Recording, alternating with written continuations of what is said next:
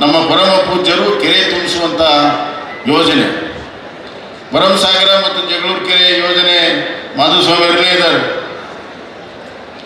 ಅವರು ಸಣ್ಣ ನೀರಾವರಿ ಸಚಿವರಿದ್ದರು, ಲಾ ಸಚಿವರಿದ್ದರು, ನಾನು ಹೋಮ್ ಮಿನಿಸ್ಟರ್ ಇದ್ದೆ. ನಮ್ಮ ಯಡಿಯೂರಪ್ಪಾಜಿಯವರು ಪರಮ ಪೂಜ್ಯರು ಹೇಳಿದ ಮೇಲೆ ಅದು ವೇದ ವಾಕ್ಯ. ಅದನ್ನು ಮೀಟಿಂಗ್ನಲ್ಲಿ ಇಟ್ಟು ನಾವು ಪಾಸ್ ಮಾಡಿದ್ವಿ. ಮತ್ತು ಯಾವ್ದಾದ್ರು ಬೇರೆ ಯಾವ್ದಾದ್ರು ಗುರುಗಳಾಗಿದ್ರೆ ಭಾಳ ಸಂತೋಷ ಪಟ್ಬಿಡ್ತಿದ್ರು, ಆಯ್ತು ಬಿಡಪ್ಪ ಆಯಿತು ನಮ್ಮದು ಅಂತ. ಅವ್ರು ಹಂಗಲ್ಲ, ಅದನ್ನು ಒಂದೊಂದು ಅಕ್ಷರವನ್ನು ಓದಿ ನಮಗೆ ಮತ್ತು ಮಾಧುಸ್ವಾಮಿ ಅವ್ರಿಗೆ ಫೋನ್ ಮಾಡಿದ್ರು, ಏನಪ್ಪ ಅರ್ಧ ಮಾಡಿರಿ ಪೂರ್ತಿ ಮಾಡಿಲ್ಲ ನೀವು, ಸರ್ಕಾರದವ್ರು ಎಂಥವ್ರು ಇದ್ದೀರಪ್ಪ ನೀವು. ಇಲ್ಲ ಬುದ್ಧಿ ಅದನ್ನು ಮಾಡಿದ್ದೀವಿ, ಇದು ಎರಡನೇ ಹಂತಕ್ಕೆ ಇನ್ನೊಂದು ಮಾಡ್ತೀವಿ ಅಂತ. ಅದೆಲ್ಲ ನನಗೆ ಬೇಕಾಗಿಲ್ಲ, ಮಾಡಂಗಿದ್ರೆ ಪೂರ್ಣ ಒಂದೇ ಹಂತದಲ್ಲಿ ಮುಗಿಬೇಕು. ಇದನ್ನು ದಯವಿಟ್ಟು ನೀವು ಮುಖ್ಯಮಂತ್ರಿಗಳಿಗೆ ಹೇಳಬೇಕು, ಇದಾಗಲೇಬೇಕು ಅಂತಂದರು. ಅಲ್ಲಿ ಅಧಿಕಾರಿಗಳು ಅವತ್ತಿನ ಹಣಕಾಸಿನ ಸ್ಥಿತಿಯ ಅನುಗುಣವಾಗಿ 2 ಭಾಗ ಮಾಡಿದ್ರು. ಅದನ್ನು ಯಾವಾಗ ಗುರುಗಳಿಂದ ಸಂದೇಶ ಬಂತು, ನಾನು ಮಾಧುಸ್ವಾಮಿಯವರು ಮುಖ್ಯಮಂತ್ರಿ ಕಡೆ ಹೋದ್ವಿ. ಹಿಂಗೆ ಹೇಳಿದ್ದೇವೆ ಅಲ್ಲ ನಾವು ಒಂದೇ ಯೋಜನೆ ಅಲ್ಲ, ಒಂದೇ ಯೋಜನೆ 2 ಹಂತ ಮಾಡಿದ್ದಾರೆ. ಆದರೆ ಗುರುಗಳು ಒಂದೇ ಹಂತದಲ್ಲಿ ಆಗಬೇಕು, ಇಲ್ಲಿದ್ರೆ ಸರ್ಕಾರದ ಕೆಲಸ ಅವ್ರಿಗೆಲ್ಲ ಗೊತ್ತಿದೆ, ಒಂದೇ ಹಂತದಲ್ಲಿ ಆಗಬೇಕು ಅಂತ ಹೇಳಿದ್ದಾರೆ. ಕೂಡಲೇ ಇನ್ನೊಂದು ಸಭೆಯನ್ನು ಕರೆದು ಕ್ಯಾಬಿನೆಟಲ್ಲಿ ಅಪ್ರೂವ್ ಮಾಡಿ ಆಜ್ಞೆಯನ್ನು ಮಾಧುಸ್ವಾಮಿಯವ್ರ ಕೈಯಲ್ಲೇ ತೊಗೊಂಬಂದು ಕೊಟ್ಟು ತೋರಿಸಿದ್ರು, ಪೂರ್ತಿ ಮಾಡಿದ್ದೇವೆ ಸ್ವಾಮೀಜಿ ಅಂತ. ಅದರ ಪ್ರತಿಫಲವೇ ಇವತ್ತು ಈ ಭಾಗದ ಎಲ್ಲ ಕೆರೆಗಳು ತುಂಬಿಸುವಂಥ ಕೆಲಸ. ಭಗೀರಥ ಅಂತ ಏನು ಮಾಡ್ದೇ ಹೆಸರು ತಗೊಳ್ಳೋ ಮಂದಿ ಬಾಳಿದ್ದಾರೆ. ಅದರ ನಿಜವಾದಂಥ ಮಧ್ಯ ಕರ್ನಾಟಕದ ಬರಡು ಭೂಮಿಗೆ ಭಗೀರಥರು ಯಾರಾದರೂ ಇದ್ದರೆ ಅದು ನಮ್ಮ ಪರಮ ಪೂಜ್ಯ ಡಾಕ್ಟರ್ ಗುರುಗಳು ಅನ್ನುವಂಥ ಮಾತನ್ನು ಇದು ಯಾಕೆ ಅವಶ್ಯಕತೆ ಇದೆ ಅಂತಂದರೆ, ರೈತನ ಬದುಕು ಬೇರೆ ಎಲ್ಲ ವೃತ್ತಿಗಿಂತ ಬಹಳ ವಿಭಿನ್ನ.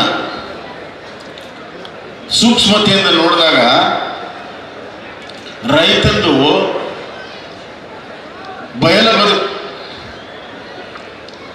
ರೈತನಿಗೆ ಸಂಪೂರ್ಣವಾಗಿ ಅವನ ಬದುಕು ಬಯಲಲ್ಲಿ. ಒಬ್ಬ ಕಾರ್ಖಾನೆಯ ನೌಕರ ಕೆಲಸ ಮಾಡ್ಬೇಕಾದ್ರೆ ಮೇಲೆ ಕಾರ್ಖಾನೆಯ ಮೇಲೆ ಅವನಿಗೆ ಆಶ್ರಯ ಇರ್ತದೆ, ವ್ಯವಸ್ಥೆಗಳಿರ್ತಾವೆ ಕಾರ್ಖಾನೆಯಲ್ಲಿ ಕೆಲಸ ಮಾಡೋಕ್ಕೆ. ಆದರೆ ರೈತರು ಕೆಲಸ ಮಾಡುವಾಗ ಯಾವುದೂ ವ್ಯವಸ್ಥೆ ಇರೋದಿಲ್ಲ, ನಿಸರ್ಗ ಜೊತೆಗೆ ಇರಬೇಕು. ಎರಡನೇದಾಗಿ ರೈತ ಲೆಕ್ಕಾಚಾರ ಮಾಡೋದಿಲ್ಲ. ಲೆಕ್ಕಾಚಾರ ಮಾಡಿದರೆ ಒಕ್ಕಲ್ತನ ಆಗೋದಿಲ್ಲ. ಮಳೆ ಬಂದರೆ ನಾನು ಬಿತ್ತೀನಿ, ಮಳೆ ಬರಲಿಲ್ಲ ಬಿತ್ತೋದಿಲ್ಲ, ಮಳೆ ಬರ್ತದೆ ಅನ್ನೋ ವಿಶ್ವಾಸದ ಮೇಲೆ ಬಿತ್ತಾನೆ. ನಿಸರ್ಗದ ಮೇಲೆ ನಂಬಿಕೆ ಇಟ್ಟು, ತನ್ನ ಶ್ರಮದ ಮೇಲೆ ನಂಬಿಕೆ ಇಟ್ಟು ಬದುಕುವಂಥ ಯಾವುದಾದ್ರೂ ಇದ್ರೆ ಅದು ರೈತ. ಮೂರನೇದಾಗಿ ರೈತನ ಬದುಕು, ಈಗ ನಾವೆಲ್ಲ ಏನು ವ್ಯಾಪಾರ ಮಾಡಿದರೆ ಒಂದೊಂದು ಪೈಸಾನು ನಾವು ಲಾಭ ನಷ್ಟದಲ್ಲಿ ನೋಡ್ತೀವಿ. ಅವ್ನು ಲಾಭ ನಷ್ಟದಲ್ಲಿ ನೋಡೋದಿಲ್ಲ. ಅವನು ಬೆಳೆದಿದ್ದು ಪಕ್ಷಿಗಳು ತಿಂದು ಹೋಗ್ತವೆ, ಕ್ರಿಮಿಕೀಟಗಳು ತಿಂತವೆ, ದನಕರುಗಳು ತಿಂತವೆ. ರೈತನ ಬದುಕು ಬಹಳ ವಿಶೇಷ. ಇವತ್ತು ಅಂಥ ರೈತನಿಗೆ ಆ ಬಯಲು ಬದುಕಿಗೆ ಅವನ ಭೂಮಿ ತಾಯಿಗೆ ನೀರನ್ನು ಕೊಟ್ಟರೆ ತನ್ನ ಬೆವರಿನ ಹನಿಯನ್ನು ಸೇರಿಸಿ ಬಂಗಾರದ ಬೆಳೆಯನ್ನು ಬೆಳೀತಾರೆ. ತಾಯಿಯ ನಂತರ ನಮ್ಮ ಹಸುವನ್ನು ನೀಗಿಸುವಂಥದ್ದು ಯಾರಾದರೂ ಇದ್ದರೆ ಅದು ರೈತ. ಇವತ್ತು ಕೃಷಿ ಶ್ರೀಮಂತ ಆಗಿದೆ, ರೈತ ಬಡವನಾಗಿದ್ದಾನೆ. ಇಲ್ಲಿ ವಿಜ್ಞಾನ ಬರಬೇಕು ನಮಗೆ. ಕೃಷಿ ವಿಶ್ವವಿದ್ಯಾಲಯ ಕ್ಯಾಂಪಸ್ನಲ್ಲಿ ಇವತ್ತು ಸಂಶೋಧನೆ ಮಾಡಿದರೆ ಆಗೋದಿಲ್ಲ, ರೈತನ ಭೂಮಿಗೆ ಬಂದು ಅವರು ಸಂಶೋಧನೆ ಮಾಡಿ ತೋರಿಸಬೇಕು. ಕ್ಯಾಂಪಸ್ ಆಧಾರಿತವಾಗಿರುವಂಥ ಕೃಷಿ ವಿಶ್ವವಿದ್ಯಾಲಯಗಳನ್ನು ತೆಗೆದುಹಾಕಿ ಇಡೀ ರೈತರ ಹೊಲವೇ ಕ್ಯಾಂಪಸ್ಸನ್ನು ಮಾಡಬೇಕು. ಅದರದೇ ಆದಂಥ ಆರ್ಥಿಕ ನೀತಿ ಬದಲಾವಣೆ ಆಗಬೇಕಾಗಿದೆ.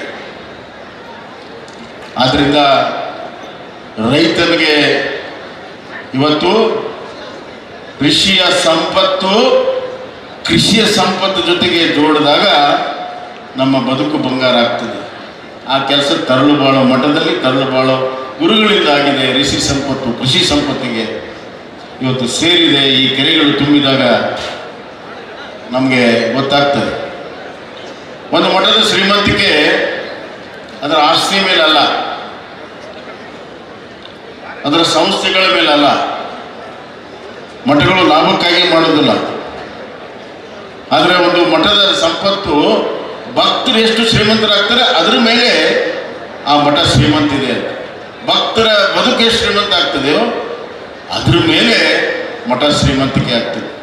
ನಮ್ಮ ಪರಮ ಪೂಜ್ಯರು ಕೆರೆ ತುಂಬಿಸುವಂಥ ಯೋಜನೆ, ಭರಮಸಾಗರ ಮತ್ತು ಜಗಳೂರು ಕೆರೆ ಯೋಜನೆ ಮಾಧುಸ್ವಾಮಿ ಅವರೇ ಇದ್ದಾರೆ. ಅವರು ಸಣ್ಣ ನೀರಾವರಿ ಸಚಿವರಿದ್ದರು, ಲಾ ಸಚಿವರಿದ್ದರು, ನಾನು ಹೋಮ್ ಮಿನಿಸ್ಟರ್ ಇದ್ದೆ. ನಮ್ಮ ಯಡಿಯೂರಪ್ಪಾಜಿಯವರು ಪರಮ ಪೂಜ್ಯರು ಹೇಳಿದ ಮೇಲೆ ಅದು ವೇದ ವಾಕ್ಯ. ಅದನ್ನು ಮೀಟಿಂಗ್ನಲ್ಲಿ ಇಟ್ಟು ನಾವು ಪಾಸ್ ಮಾಡಿದ್ವಿ. ಮತ್ತೆ ಯಾವ್ದಾದ್ರು ಬೇರೆ ಯಾವ್ದಾದ್ರು ಗುರುಗಳಾಗಿದ್ರೆ ಭಾಳ ಸಂತೋಷ ಪಟ್ಬಿಡ್ತಿದ್ರು. ಆಯ್ತು ಬಿಡಪ್ಪ, ಆಯಿತು ನಮ್ಮದು ಅಂತ. ಅವ್ರು ಹಂಗಲ್ಲ. ಅದನ್ನು ಒಂದೊಂದು ಅಕ್ಷರವನ್ನು ಓದಿ ನಮಗೆ ಮತ್ತು ಮಾಧುಸ್ವಾಮಿ ಅವ್ರಿಗೆ ಫೋನ್ ಮಾಡಿದ್ರು.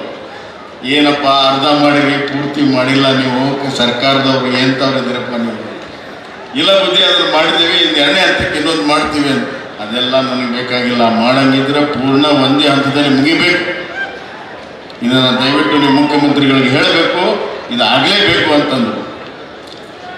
ಅಲ್ಲಿ ಅಧಿಕಾರಿಗಳು ಅವತ್ತಿನ ಹಣಕಾಸಿನ ಸ್ಥಿತಿ ಅನುಗುಣವಾಗಿ 2 ಭಾಗ ಮಾಡಿದ್ರು. ಅದನ್ನು ಯಾವಾಗ ಗುರುಗಳಿಂದ ಸಂದೇಶ ಬಂತು, ನಾನು ಮಾಧುಸ್ವಾಮಿಯವರು ಮುಖ್ಯಮಂತ್ರಿ ಕಡೆ ಹೋದ್ವಿ. ಹಿಂಗೆ ಹೇಳಿದ್ದೇವೆ ಅಲ್ಲ, ನಾವು ಒಂದೇ ಯೋಜನೆ ಅಲ್ಲ, ಒಂದೇ ಯೋಜನೆ 2 ಹಂತ ಮಾಡಿದ್ದಾರೆ.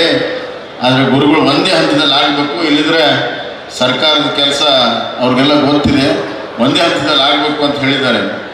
ಕೂಡಲೇ ಇನ್ನೊಂದು ಸಭೆಯನ್ನು ಕರೆದು ಕ್ಯಾಬಿನೆಟ್ಟಲ್ಲಿ ಅಪ್ರೂವ್ ಮಾಡಿ ಆಜ್ಞೆಯನ್ನು ಮಾಧುಸ್ವಾಮಿಯವ್ರ ಕೈಯಲ್ಲೇ ತೊಗೊಂಬಂದು ಕೊಟ್ಟು ತೋರಿಸಿದ್ರು, ಪೂರ್ತಿ ಮಾಡಿದ್ದೇವೆ ಸ್ವಾಮೀಜಿ ಅಂತ. ಅದರ ಪ್ರತಿಫಲವೇ ಇವತ್ತು ಈ ಭಾಗದ ಎಲ್ಲ ಕೆರೆಗಳು ತುಂಬಿಸುವಂಥ ಕೆಲಸ.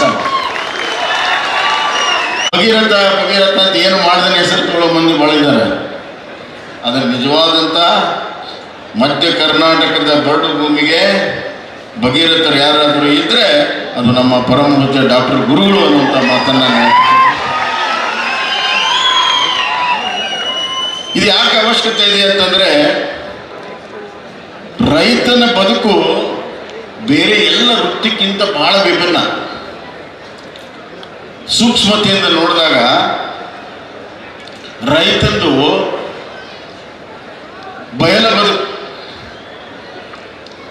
ರೈತನಿಗೆ ಸಂಪೂರ್ಣವಾಗಿ ಅವನ ಬದುಕು ಬಯಲಲ್ಲಿ. ಒಬ್ಬ ಕಾರ್ಖಾನೆಯ ನೌಕರ ಕೆಲಸ ಮಾಡ್ಬೇಕಾದ್ರೆ ಮೇಲೆ ಕಾರ್ಖಾನೆಯ ಮೇಲೆ ಅವನಿಗೆ ಆಶ್ರಯ ಇರ್ತದೆ, ವ್ಯವಸ್ಥೆಗಳಿರ್ತಾವೆ ಕಾರ್ಖಾನೆಯಲ್ಲಿ ಕೆಲಸ ಮಾಡೋಕ್ಕೆ. ಆದರೆ ರೈತರು ಕೆಲಸ ಮಾಡುವಾಗ ಯಾವುದೂ ವ್ಯವಸ್ಥೆ ಇರೋದಿಲ್ಲ, ನಿಸರ್ಗ ಜೊತೆಗೆ ಇರಬೇಕು. ಎರಡನೇದಾಗಿ ರೈತ ಲೆಕ್ಕಾಚಾರ ಮಾಡೋದಿಲ್ಲ. ಲೆಕ್ಕಾಚಾರ ಮಾಡಿದರೆ ಒಕ್ಕಲ್ತನ ಆಗೋದಿಲ್ಲ. ಮಳೆ ಬಂದರೆ ನಾನು ಬಿತ್ತೀನಿ, ಮಳೆ ಬರಲಿಲ್ಲ ಬಿತ್ತದಿಲ್ಲ, ಮಳೆ ಬರ್ತದೆ ಅನ್ನೋದು ವಿಶ್ವಾಸದ ಮೇಲೆ ಬಿತ್ತಾನೆ. ನಿಸರ್ಗದ ಮೇಲೆ ನಂಬಿಕೆ ಇಟ್ಟು, ತನ್ನ ಶ್ರಮದ ಮೇಲೆ ನಂಬಿಕೆ ಇಟ್ಟು ಬದುಕುವಂಥ ಯಾವುದಾದ್ರೂ ಇದ್ರೆ ಅದು ರೈತ. ಮೂರನೇದಾಗಿ ರೈತನ ಬದುಕು, ಈಗ ನಾವೆಲ್ಲ ಏನು ವ್ಯಾಪಾರ ಮಾಡಿದರೆ ಒಂದೊಂದು ಪೈಸಾನು ನಾವು ಲಾಭ ನಷ್ಟದಲ್ಲಿ ನೋಡ್ತೀವಿ. ಅವ್ನು ಲಾಭ ನಷ್ಟದಲ್ಲಿ ನೋಡೋದಿಲ್ಲ. ಅವನು ಬೆಳೆದಿದ್ದು ಪಕ್ಷಿಗಳು ತಿಂದು ಹೋಗ್ತವೆ, ಕ್ರಿಮಿಕೀಟಗಳು ತಿಂತವೆ, ದನ ಕರುಗಳು ತಿಂತವೆ. ರೈತನ ಬದುಕು ಬಹಳ ವಿಶೇಷ. ಇವತ್ತು ಅಂಥ ರೈತನಿಗೆ ಆ ಬಯಲು ಬದುಕಿಗೆ ಅವನ ಭೂಮಿ ತಾಯಿಗೆ ನೀರನ್ನು ಕೊಟ್ಟರೆ ತನ್ನ ಬೆವರಿನ ಹನಿಯನ್ನು ಸೇರಿಸಿ ಬಂಗಾರದ ಬೆಳೆಯನ್ನು ಬೆಳೀತಾರೆ. ತಾಯಿಯ ನಂತರ ನಮ್ಮ ಹಸುವನ್ನು ನೀಗಿಸುವಂಥದ್ದು ಯಾರಾದರೂ ಇದ್ದರೆ ಅದು ರೈತ. ಇವತ್ತು ಕೃಷಿ ಶ್ರೀಮಂತ ಆಗಿದೆ, ರೈತ ಬಡವನಾಗಿದ್ದಾನೆ. ಇಲ್ಲಿ ವಿಜ್ಞಾನ ಬರಬೇಕು ನಮಗೆ. ಕೃಷಿ ವಿಶ್ವವಿದ್ಯಾಲಯ ಕ್ಯಾಂಪಸ್ನಲ್ಲಿ ಇವತ್ತು ಸಂಶೋಧನೆ ಮಾಡಿದ್ರೆ ಆಗೋದಿಲ್ಲ, ರೈತನ ಭೂಮಿಗೆ ಬಂದು ಅವರು ಸಂಶೋಧನೆ ಮಾಡಿ ತೋರಿಸ್ಬೇಕು. ಕ್ಯಾಂಪಸ್ ಆಧಾರಿತವಾಗಿರುವಂಥ ಕೃಷಿ ವಿಶ್ವವಿದ್ಯಾಲಯಗಳನ್ನು ತೆಗೆದುಹಾಕಿ ಇಡೀ ರೈತರ ಹೊಲವೇ ಕ್ಯಾಂಪಸ್ಸನ್ನು ಮಾಡಬೇಕು. ಅದರದೇ ಆದಂಥ ಆರ್ಥಿಕ ನೀತಿ ಬದಲಾವಣೆ ಆಗಬೇಕಾಗಿದೆ. ಆದ್ದರಿಂದ ರೈತನಿಗೆ ಇವತ್ತು ಕೃಷಿಯ ಸಂಪತ್ತು ಜೊತೆಗೆ ಜೋಡಿದಾಗ ನಮ್ಮ ಬದುಕು ಬಂಗಾರ ಆಗ್ತದೆ. ಆ ಕೆಲಸ ತರಳು ಬಾಳೋ ಮಠದಲ್ಲಿ ತರಳು ಬಾಳೋ ಗುರುಗಳಿಂದ ಆಗಿದೆ. ಕೃಷಿ ಸಂಪತ್ತಿಗೆ ಇವತ್ತು ಸೇರಿದೆ. ಈ ಕೆರೆಗಳು ತುಂಬಿದಾಗ ನಮಗೆ ಗೊತ್ತಾಗ್ತದೆ. ಒಂದು ಮಠದ ಶ್ರೀಮಂತಿಕೆ ಅದರ ಆಸ್ತಿ ಮೇಲಲ್ಲ, ಅದರ ಸಂಸ್ಥೆಗಳ ಮೇಲಲ್ಲ. ಮಠಗಳು ಲಾಭಕ್ಕಾಗಿ ಮಾಡೋದಿಲ್ಲ. ಆದರೆ ಒಂದು ಮಠದ ಸಂಪತ್ತು ಭಕ್ತರು ಎಷ್ಟು ಶ್ರೀಮಂತರಾಗ್ತಾರೆ ಅದರ ಮೇಲೆ ಆ ಮಠ ಶ್ರೀಮಂತಿದೆ. ಭಕ್ತರ ಬದುಕು ಎಷ್ಟು ಶ್ರೀಮಂತ ಆಗ್ತದೆಯೋ ಅದ್ರ ಮೇಲೆ ಮಠ ಶ್ರೀಮಂತಿಕೆ ಆಗ್ತದೆ.